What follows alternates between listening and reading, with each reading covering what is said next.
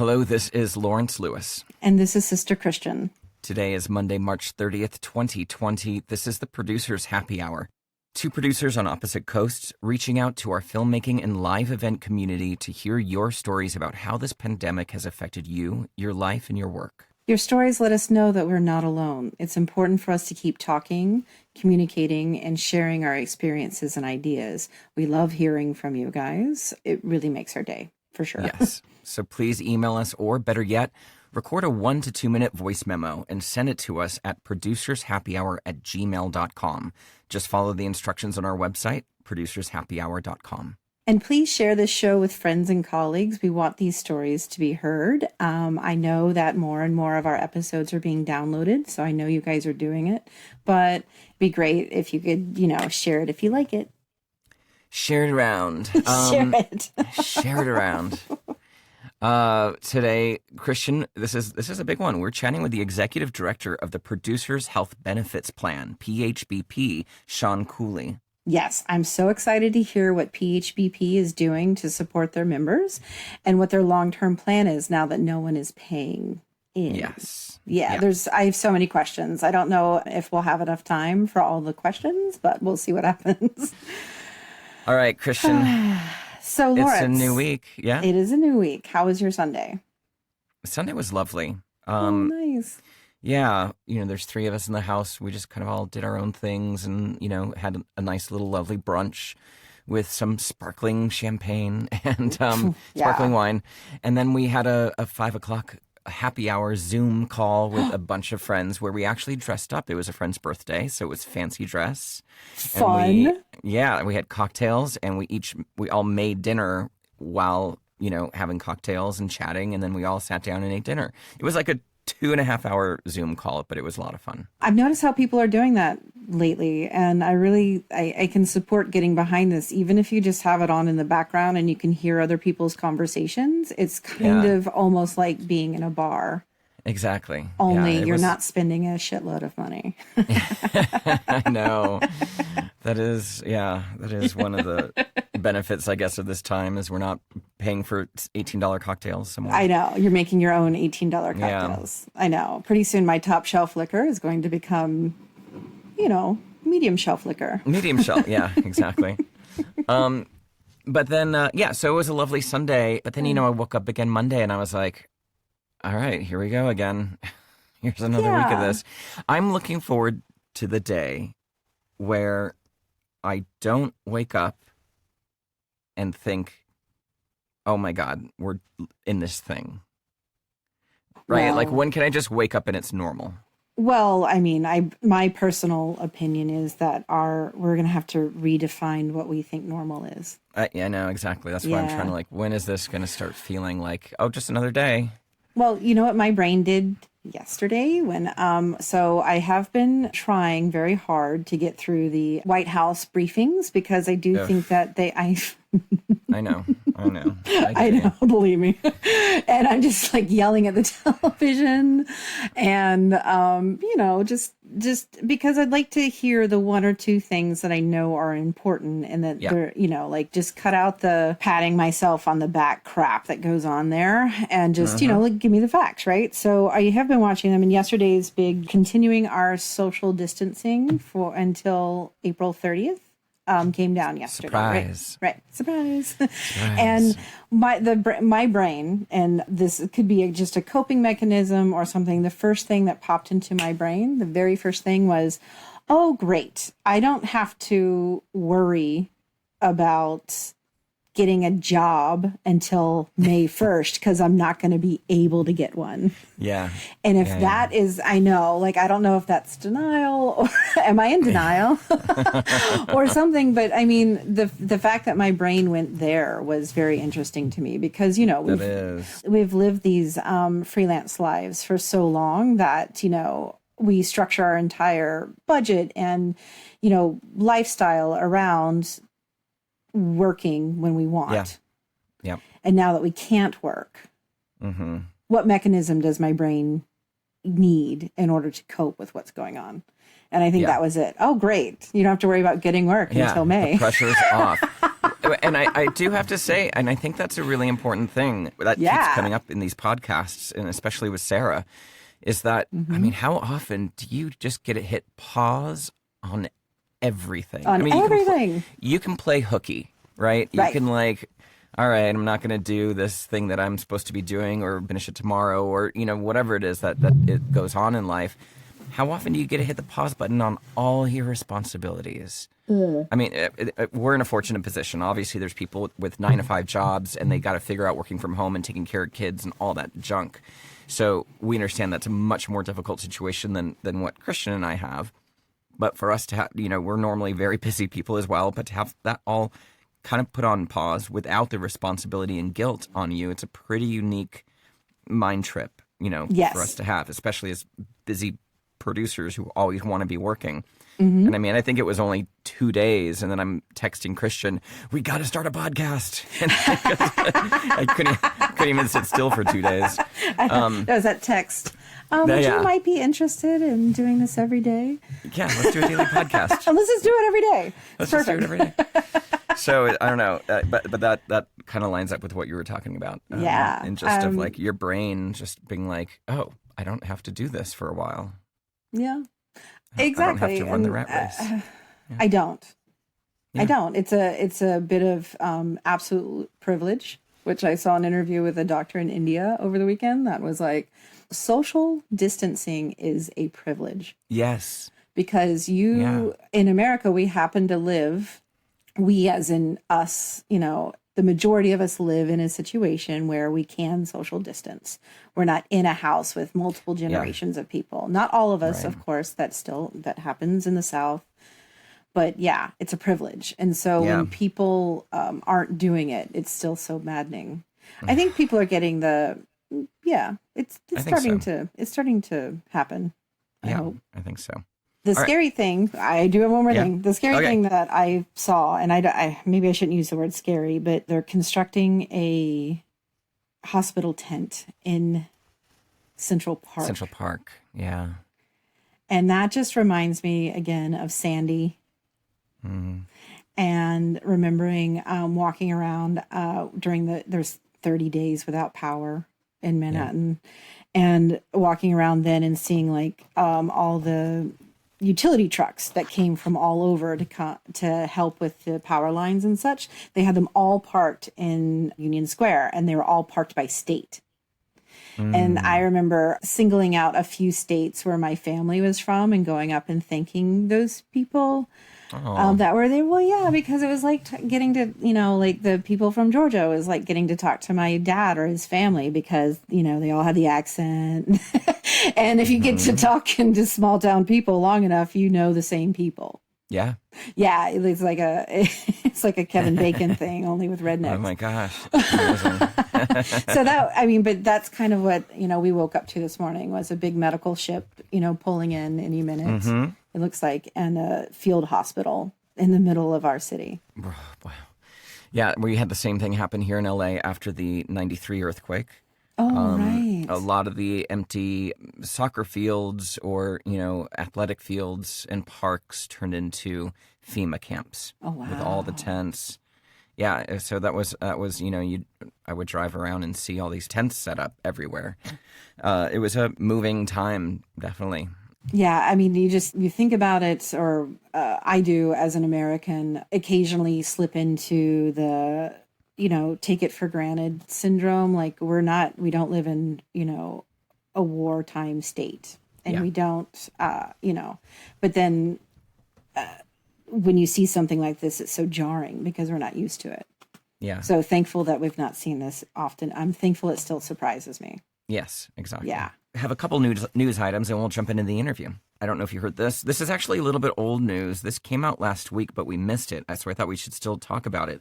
But Warner Media, there was an internal memo that reveals a $100 million relief fund for shut down production staff. I'll post this article. It's from Variety. It says Warner Media will pledge $100 million in relief to workers affected by wide production shutdowns in film and television.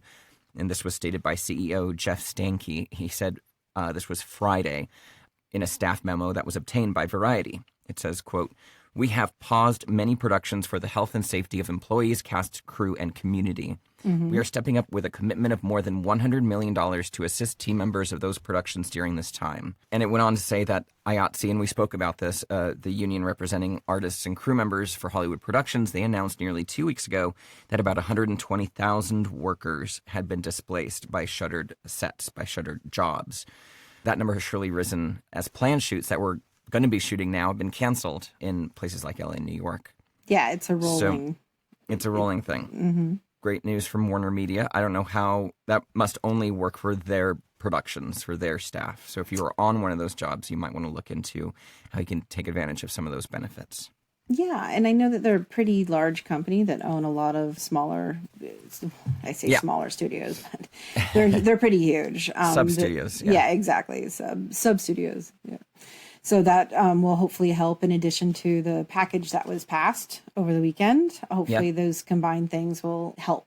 So Lawrence, Rob, our editor, is getting in on our news resource segment. Oh, we have what's going he on got? here. Okay. Well, he sent a little text this morning that said, FYI, Bush, beer, is giving 3 months worth of beer to people who adopt or foster a dog during the coronavirus crisis. Oh. And I was like, what a great way to give away water. That is. No, I'm kidding. Just so we all know out there, I am a big fan of Bush, Coors Light, anything light and airy to the palate, especially because I'm gluten-free. So Bush Beer is offering 3 months supply of its beer to 500 people who adopt or foster a dog from Midwest Animal Rescue in Minnesota. Wow. I think that's great because what has been happening, like say you used to give to a sanctuary or maybe your local rescue, though all of those donations have started to dry up because people don't have the extra income because they're not working. So it's nice that a corporation, which is Bush, is getting in on that action, trying to encourage dog rescues. Great. I'm 100% for it. Yes. Totally. Love it. Okay, I saw something posted by, do you know Craig he goes by Bernie? He's an LA guy, so you probably, I don't know if you've worked with him. He's a gaffer and he's owner of Onset Lighting. Maybe. He's got a big social media presence on LinkedIn, and he posted something, and since it's a public post, I'm assuming I can share it. But he said, these are very serious times. They are also times of great social change. Inevitable circumstances will lead to inevitable change. Our media production industry has always embraced change. Now change will happen on its own timeline, whether we embrace it or not. Only those that can stand the G-force of that change will survive. I think the smartest people in the room will throw out any preconceived notions of how they think it should be and embrace the dark pit of the unknown. And he posted an article by The Hollywood Reporter. The title is, As a Virus Upends, Hollywood May Never Return Normal. Right. And I think that's some of the things we've talked about here on this podcast is film sets are going to look different for a while. Messaging is going to be different for a while. The way people are going to consume messages is going to be different for a while. And we have to be, I feel like we should be, ready to pounce on whatever that new thing is. And I think we're in this waiting limbo of trying to figure out exactly what that's going to be because we don't have a timeline right now to work with. So I think we're just kind of in the wings waiting to see what's going to happen. I completely agree with that. I also think that we're going to need to advocate on the behalf of crew and production a little bit harder than we may have. I feel like I am an advocate for sure. I hope that people out there who know me will agree with me. But I also think that it's going to be, people are going to be so desperate for work that they'll agree to things that... Right. So I do think that what he's saying is absolutely true and that we're going to be able to have a voice in it and sculpt what's going to come out of this too. Yeah. Based definitely. on what the right thing to do is. Exactly. I hope. Anyway. I hope so. Yeah. I hope so.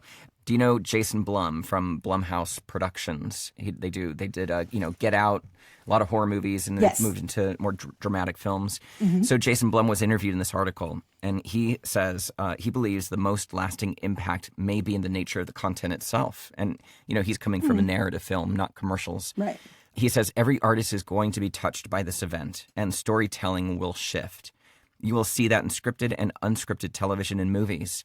Everything that we've done pre-COVID-19 will seem dated much more quickly than it would have in an ordinary time.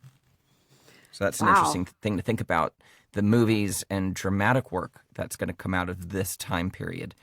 Because I think even now, I'm watching old Schitt's Creek, or I'm watching or I'm watching the new Drag Race, or some current show. And that was filmed 3 months ago or less, right? Or less. And people are hugging or coughing or shaking hands, or just all these activities that just make you cringe right now.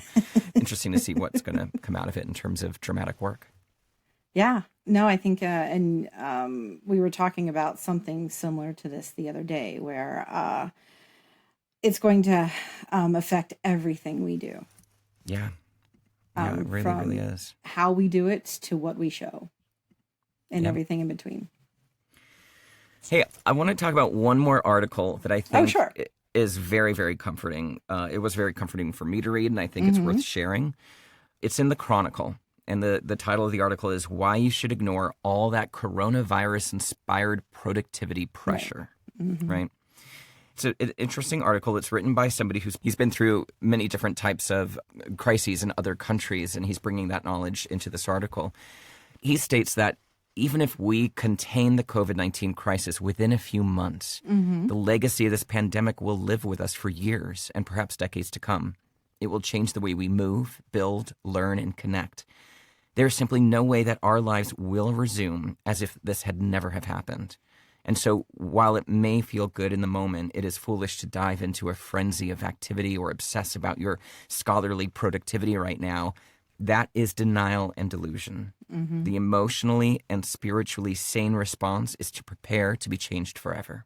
Yes. I mean, 100% agree with that. And what is that old adage? Like, if you do something for 30 days in a row, it becomes a habit? Yeah, I think it's 21 days. It's 21 days to build a habit. Yeah. And so we're coasting right now into week 3, I believe. Yeah. So it'll be interesting to check in on this next Monday. Yeah. And see where we're at with this, because it's not going to be the same. And the people who come back thinking that it is, the people who hire us thinking that it is, those are the people that tickle the back of my brain right now. Like, how am I going to deal with that?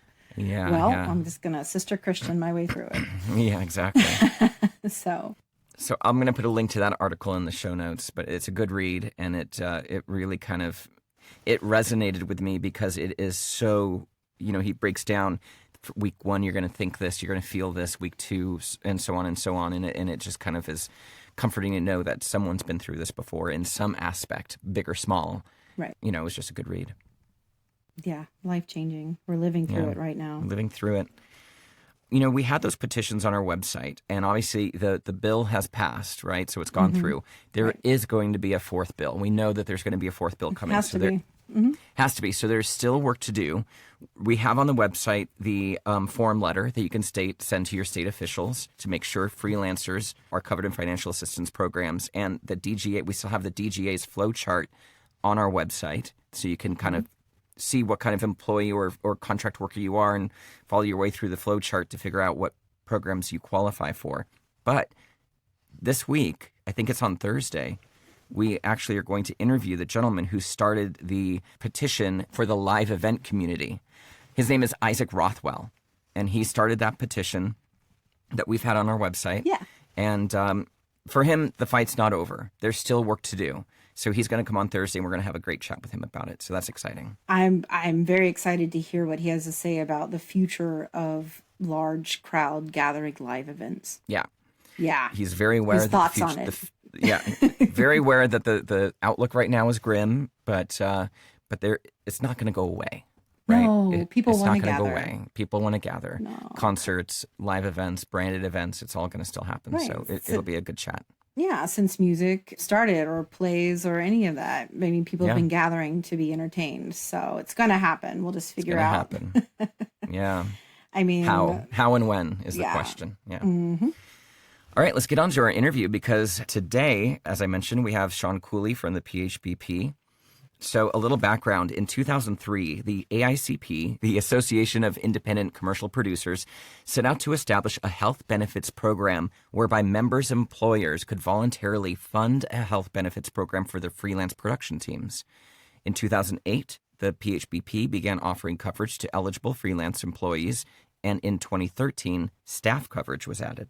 Last week, PHBP Board of Trustees approved an unprecedented relief package to help our community brace for the impact of canceled shoots, slowing workflow, and the loss of employment that comes as a consequence of each. We chatted with Executive Director Sean Cooley to find out more. Let's take a listen. So, Sean, we'd like to check in first on how you're doing and how your family's doing.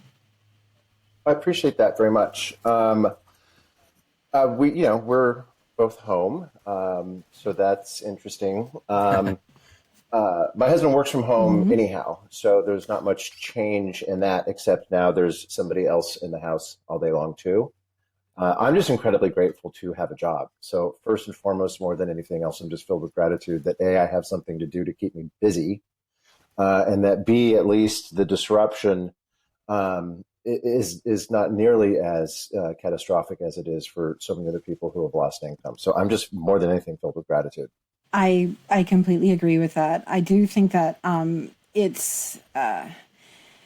we're all going through something different right now, and it feels just as bad. We are allowed to feel bad about it for sure. So yeah. I can get behind thinking that other people have it worse, but I'm okay with thinking that I have it pretty bad too. You know what I mean? Oh yeah, absolutely. Our own realities are our Exactly. own realities, and it's what we can. It's like the face mask in the airplane thing. We've got to be able to be comfortable with our own situations before we can be helpful to somebody else's, and that can't involve judgment. Maybe let's back up a little bit, and Sean, maybe you can give us a little bit of background on yourself, what you're doing right now in terms of work and your involvement with PHBP and all that kind of background. I grew up in Simi Valley, California. It's suburbs of LA. Dad's LAPD. Oh. Eventually wound up at NYU and did their Tisch for film school there, but in film theory, because that's a useful degree. Look at me now, Ma. Yeah, it was amazing. You got to basically had to watch movies and argue your opinion as your homework every night. Yeah, it's awesome. Anyhow, and then it's like everybody else. You wind up in one of the cities. I came back to LA and got a job working for a director who had been around for a million years, and eventually, kind of did my 1 year as his assistant kind of thing, and then met some young writers who had just finished a script, and I loved it, and we kind of put our heads together and we got it made. It was a little film called Montana. It was the opening world premiere film at Sundance in 1998. An awesome, Kira Sedgwick, Stanley Tucci, Philip Seymour Hoffman, Robin Tunney, which is like this amazing cast of people. And, I was 26 years old. I kind of thought, okay, great. I'm here. I've made it. I won Hollywood. Yeah. And then, Hollywood does what Hollywood does to some, and kind of chewed me up and didn't spit me out, but it wasn't that rolling success of movie to movie to movie to movie. A best friend of mine was working in commercials and I was broke. So I just kind of said, I need a job. So he hired me on his team, and that was in like 1999 or 2000. And I've been kind of in commercials ever since. I've made a few more movies, done a little bit of everything. I've done documentaries. I've done a TV show. We just did our last film for Fox Digital in 2016. But all the while I've done commercials. And then in 2000, I think it was 2006, some friends of mine, because we were all kind of in the same, production bays together. And that was when CoPros was getting started. And they asked me to, check out what they were doing. And I have a hard time keeping my mouth shut. And I started sharing my opinion, and then got kind of heated about it all. And kind of next thing you know, I'm the guy with the bullhorn, in front of 400 people on a picket line and being called out in the press as, one of the organizers. Yeah. Which I was proud to be. I really do believe, I believe that what we were doing then was what needed to be done.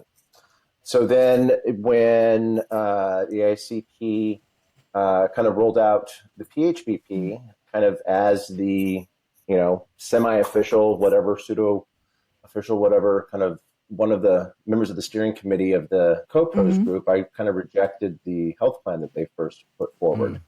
Didn't think it was rich enough. So they said, well, look, we don't want to fight with you guys. We actually want to help. So why don't you join our board and help us figure this out? So I joined I was the first freelance trustee on the PHBP board of trustees. And that was a job I've had until I resigned 2 years ago to take the job as the executive director. Got it. Wow. I mean, I remember 2006 fondly. I remember where I was. I mean, I remember those email threads fondly. Oh, yeah. I mean, being at Crossroads at the time and writing PHBP in the union section of the time card for caps. Yeah, just stuff. It was quite a great time in New York. I think there were 6 of us or 7 of us in New York at the time. Yeah. I actually got fired from a job on the first day when they found out that I was the production manager. Yeah. Yeah.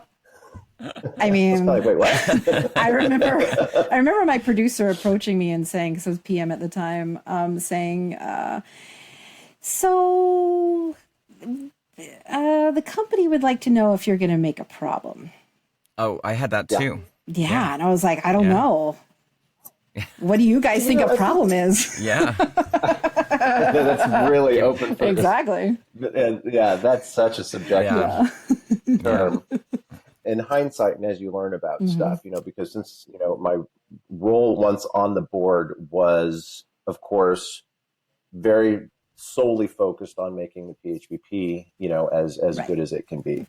The thing that's interesting is that, the plan had begun its formation a decade prior, and it really did take that long for the Department of Labor to kind of figure out, like, oh, you guys are kind of like a non-union version of a union, and employers are going to be doing this voluntarily. The whole thing just really did take a decade in government regulations and approvals and all this other kind of stuff. And I see that now, and have continued to see it as we've been looking to try to expand and, grow what we're offering and things like that. And the red tape and the government regulation is just, it's massive for something like this, because you've got, we operate in all 50 states. So you've got, and insurance is a state regulated issue. Right. So, to be compliant in every state and still do what we need to do and accept contributions from, 220 employers for thousands of employees, it's tricky, but it's rewarding. Yeah. I'm going to break in and ask you, can you just give a little sum up of PHBP for the listeners that we have that aren't familiar with commercial production? We have live, event people here. We have crew members, like, who have standard unions. Exactly. So if you wouldn't mind structurally. Yeah, absolutely. Well, hi to everybody first. And I hope everyone is well. Every job category you just mentioned is, affected by this thing, events, production, everything. But anyhow, PHBP is the Producers Health Benefits Plan, and it is a employer-sponsored health benefits plan that provides health benefits to commercial freelancers in the production department. So it covers line producers, production managers, coordinators, PAs, and freelance bidders.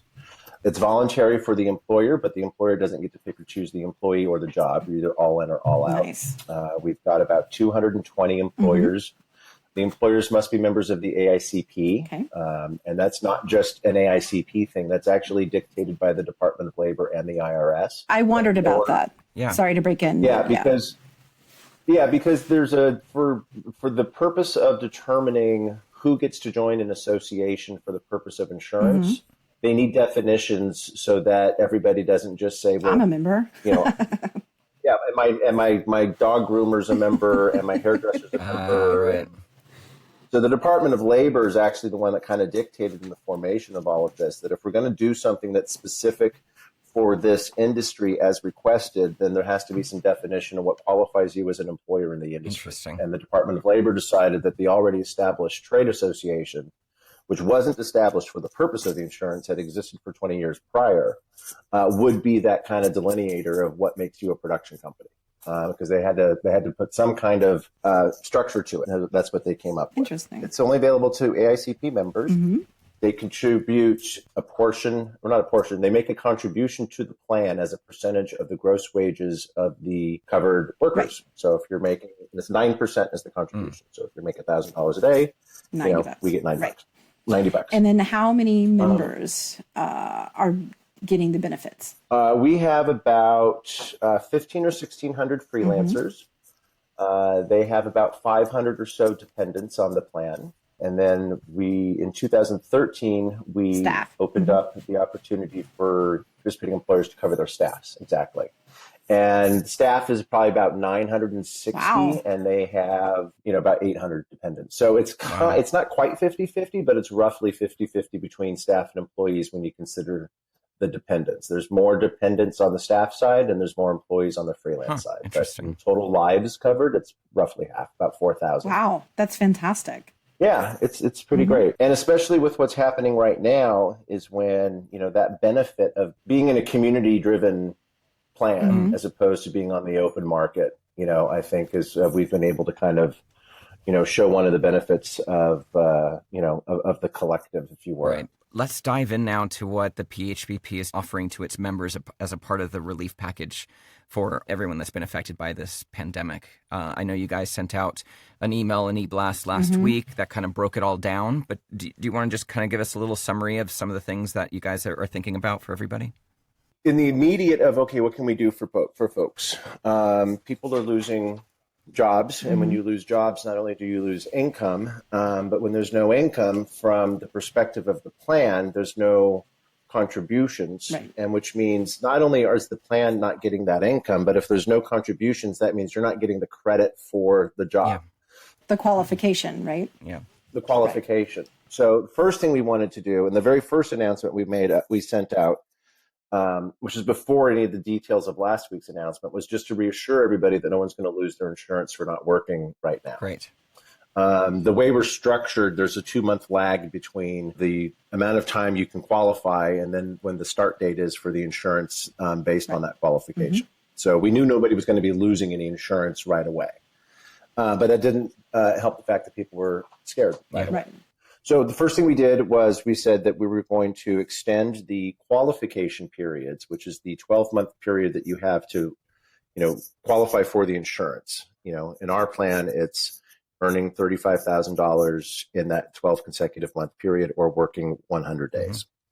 So we said we're going to extend 3 months. So everybody will now have a 15-month qualification period this year. Oh, wow. And that's huge. Then because people are also, the insurance is tied to the qualification period, everybody automatically now gets a 15-month insurance period this year instead of 12. So everyone's insurance and qualification periods are being extended 3 months. And, the way it just kind of naturally works is this roughly the same number of people who fall off every month for not qualifying is roughly equal to the number of new people who are first becoming newly eligible. So our total head count is roughly the same month to month, but there's some outliers who, some people who work, I would imagine that they're working mostly for non-participating employers. Right. And then if they don't qualify, they fall off, but other people kind of step up to take their place. I see.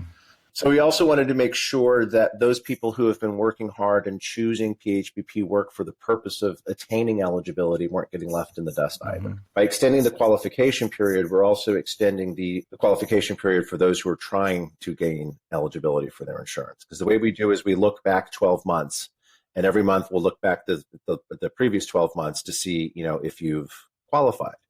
So what we'll do now is we'll add a 13th month. And then next month we'll add a 14th month, and the month after that. So we'll keep adding up to 15 months of look back, so that the people who are trying to gain eligibility for insurance basically have the same advantage that everybody who currently has it, so that we even that playing field, because we don't want anybody who's eligible for the insurance to not have it. That's great. So that was the first big thing we did, and that is, who knows what the actual end date of everything that's happening will be. So, we're making incremental announcements. Right. So that's good for March, April, May. And that's what I was going to ask. Without a timeline, nobody really knows when we're going back to work. So I was going to ask you, but feels like an unfair question. Well, what happens if this keeps going on? Which I'm sure, we're just going to have to look at things as they unfold over the next, couple months, I'd imagine. Yeah, we will. And I'm a little surprised that some of the other unions and guilds in our industry haven't stepped up with similar kind of plans of protecting people. I would imagine that the extending of the qualification period is something they will all do. Yeah. I don't know that any of them have formally announced it, but I'd be actually kind of shocked if that's just not practically what happened. Yeah. There's like you said, there's no way to know when this thing is going to end, but we did know when it began. Yeah. And so we want to help people from the beginning and see how long and what measures and, what kind of mutations or whatever it is, who knows, Mm-hmm. But for right now, the initial fear, the initial terror that people had about losing their insurance because of the lack of jobs, we needed to make sure that people could rest assured that wasn't going to happen. That's great. So then the second thing we did is, because obviously also there's no income for a lot of folks, is we wanted to eliminate the monthly out of pocket. So the insurance is free for the employee, Right. But there's a small co-payment kind of a thing for dependents. Mm-hmm.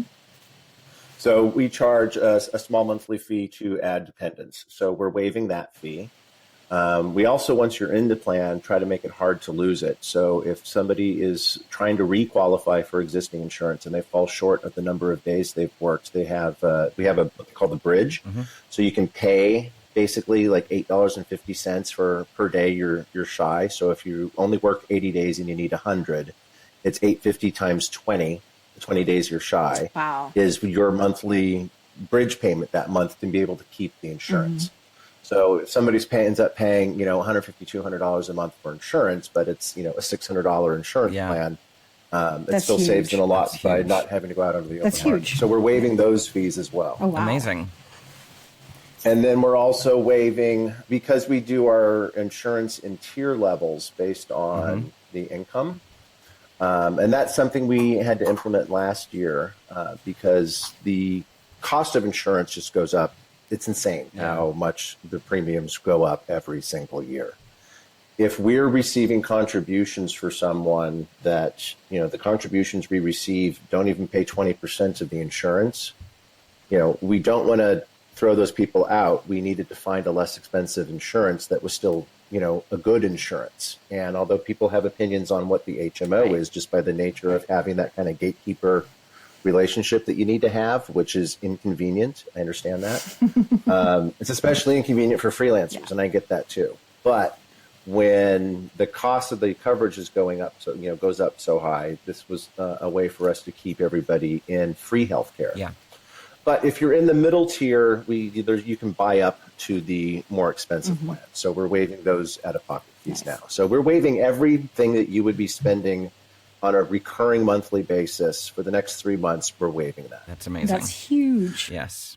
For everybody. Yeah. It is pretty huge, that actually, because if you've got, 3 kids, that's, $550 a month.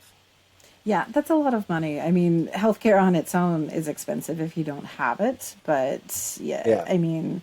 And that $550 that they're saving is for a health policy that costs us like $2,200 a month. Mm-hmm. So we've waived qualification periods, we've waived the coverage periods, and we've waived all out-of-pocket monthly recurring fees for the freelancers. So those are the 3 things we were able to do right away for our freelance community. And for our staff community, one of the things that we've been getting a lot of questions on is, if I need to furlough or lay off a staff member, can I continue to pay for their insurance coverage? Because once you're no longer an employee, then you're no longer able to be on the employee coverage. Right. That's just, that's policy from the insurance carrier. They've all stepped up and said, we will extend the opportunity to keep your employees, if you've laid them off or furloughed them, on your employer plan through the end of May.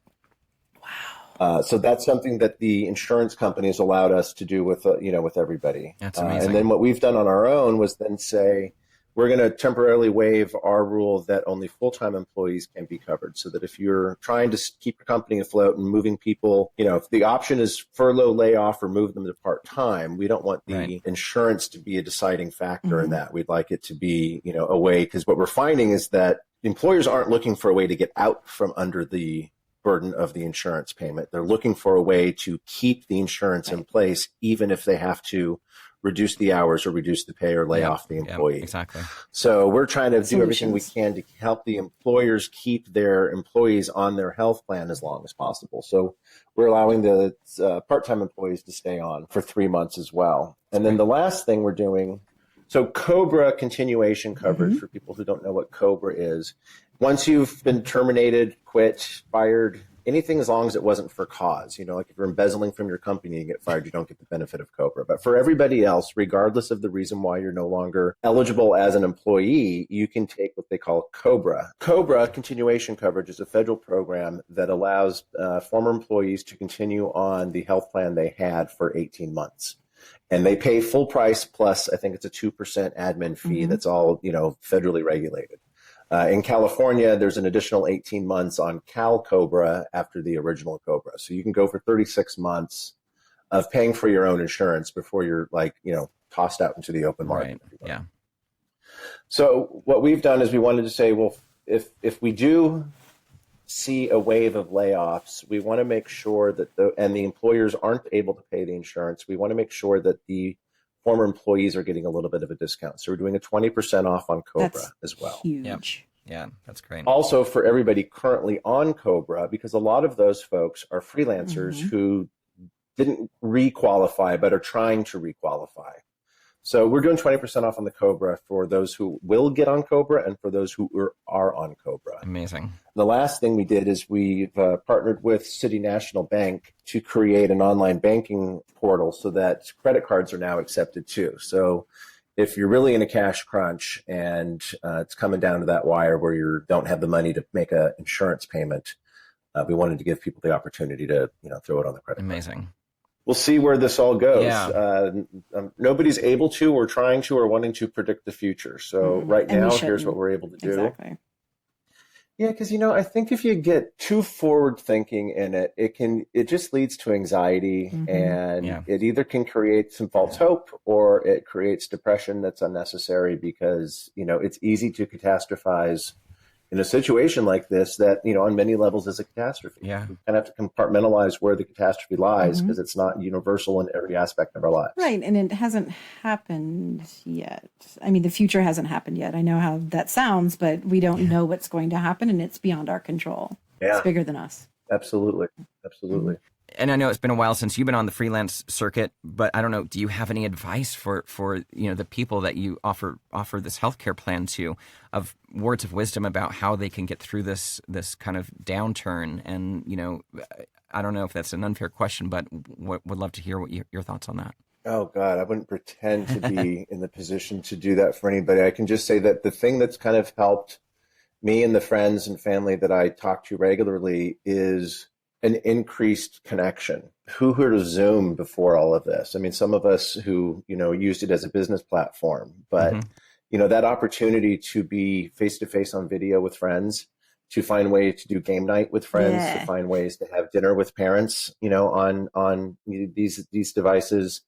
This is the kind of stuff that I think is what's really going to get people through it emotionally, is, because we have to stay connected when, the best way to beat the disease is to disconnect physically, which means we have to reconnect or deepen the connections emotionally, in my opinion. So, taking that time to, reach out and text and talk and video, and who cares what your hair looks like? We all, my husband and I were joking the other day because we both kind of looked at each other like, "Oh, you're wearing jeans." It's like, we can't just do the sweats all day anymore. Yeah. It feels. I did see a post that says, "Don't forget to try your jeans on once a week just to check in." Make sure. And I was like, Christ. Well, that's one of the things that's cracking me up, are some of the funny memes. Oh, yeah, and great. I mean, there's some hilarious stuff going around. And we've got a couple of dogs, and I saw one yesterday where it's like the dog's up on the top cupboard looking down at the parents. at the people saying, stop it. You've already gone on 20 walks today. Enough's enough. And these are the things like that are going to start resonating in the work we do. How quickly the culture has changed. We had memes instantly. We had Bitmojis instantly. That's how fast we're reacting as a culture to this. And we're going to see that in the work we do for sure. Well, and I saw, I know a lot of people, especially when it first started, when those, before everything really shut down, when it was the threat, that there was a lot of talk about being able to have virtual clients and how VTR can broadcast. I think those are the kind of things we're going to see. I think perhaps there'll be less travel on future jobs. Absolutely. Perhaps, one way to cut budgets will be maybe send one person from the agency, but not the entire team, and let everybody else watch live so they can cut back on that, on the travel expense to have that many people showing up on set. That then just creates more efficiencies all the way around. Absolutely. You don't have just Video Village isn't as big. There's less, if things shrink a little bit, not to say that we want the budgets to go down. People learn from how they have to adapt. We all remember, before the SAG strike back in, when was it, 2003? Yes. We weren't shooting in Vancouver prior to that. Yeah. Not at all. People learn, I can go overseas and out of the country and actually save money. So I think we're going to find that, when we wake up from all of this, there's going to be ways to be more efficient that we haven't thought of, that are going to be kind of forced upon us as a way to fix a current problem, but then will reveal themselves to be, permanent solutions to improving things. Exactly. I keep saying, our worlds got instantly much, much smaller.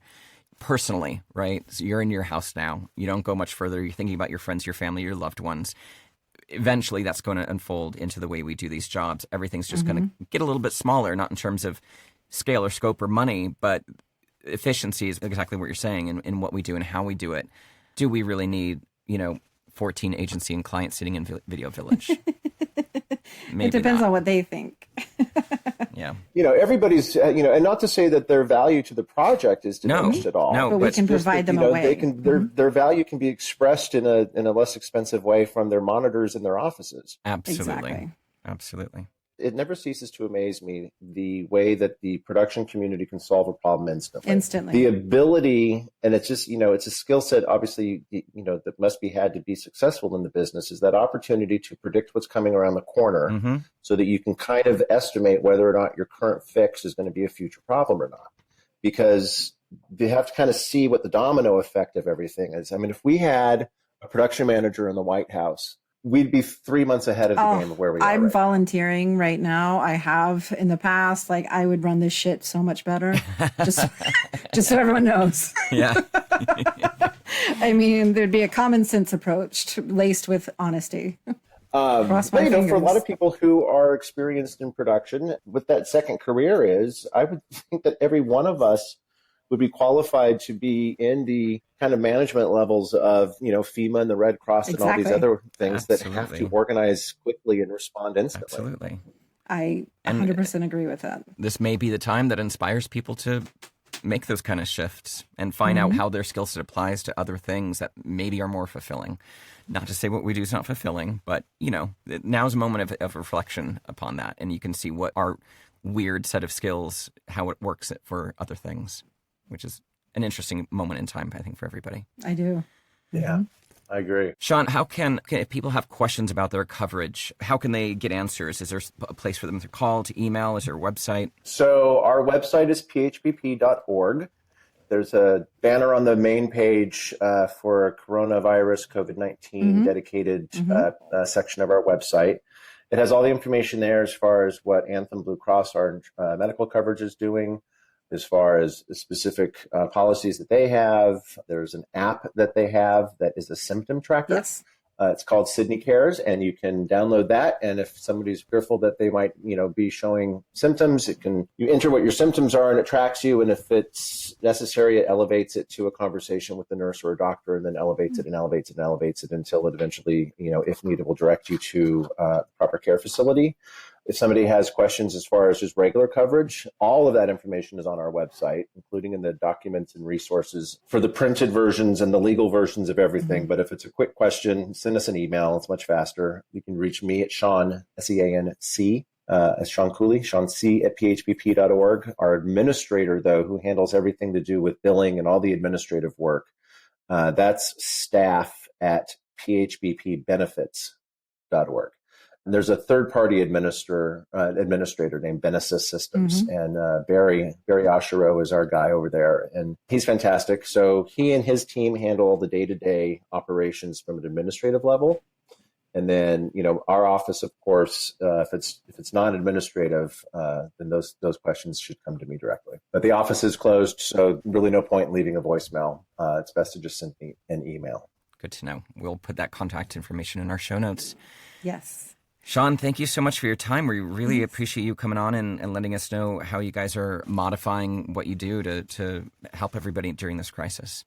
Yeah, and we'd definitely love to have you back in a couple of weeks, just as things shift, because we do understand this is a pretty fluid situation right now. So if there's any updates really or something. Yeah. Yeah, I'd be happy to stay in regular contact with you guys as things develop to help share what PHBP is doing for our members and for those who want to be our members, and just for the community at large. So thank you so much for having me on. I appreciate it. Thanks for your time, Sean. Thank you so much. Great interview with Sean. Very knowledgeable. I wonder, I should have asked this, but I didn't. I wonder if when he was a PA, he ever thought he would know this much about insurance. It just came so natural. Everything, of course, it does. It's his job. But I'm just thinking, like when he was in film school. That's it is exactly what he was saying. Our skill set, we dive in and we learn quickly and we absorb quickly. So I'm sure it came rather naturally, because that's just kind of who production people are in general. We become experts in a topic very, very quickly and figure out logistics and the inner workings of it, pretty succinctly. I agree. And I can see that while he was talking about what he did, I thought about the transition time between production managing and producing. Because I feel like that's the time when you realize that as a producer, there's multiple entities at work, the production company, the agency, and the client. And as a PM, you're basically for the production company and the crew, right? So that morphing into, unfortunately going to have to compromise here, but you get benefits here, I think is a interesting path. Yeah, for sure. He followed. Yeah. And I love what he was talking about, how this moment in time has kind of increased our ability to connect with people in new and different ways. Game nights, Zoom calls, FaceTime dinner with parents.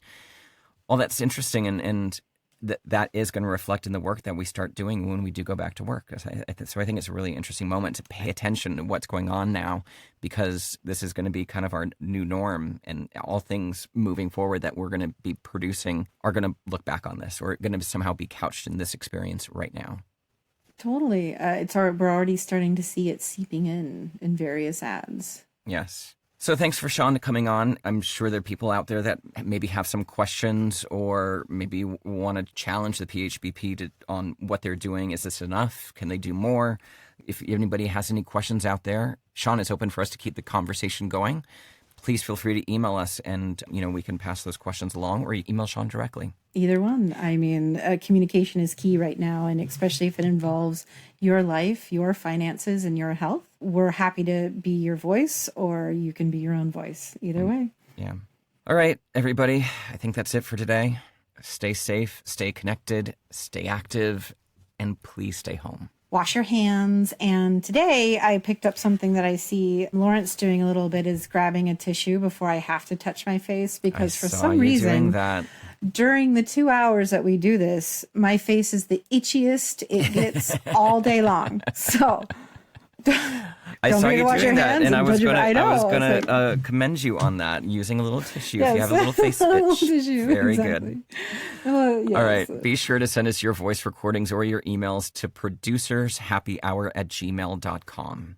And Christian, if people want to get a hold of you and put you on hold for a job in July, yes, please. I'm available whenever. sisterchristianproduces.com. And Lawrence, if you are looking for work and people are looking for you to do it, how can they get a hold of you? LawrenceTLewis.com, or for voiceover work, voiceoflawrence.com. Awesome. All right. Well, another great episode in the can. Thanks for Yes. listening, guys. Talk to you all tomorrow. See ya. Bye.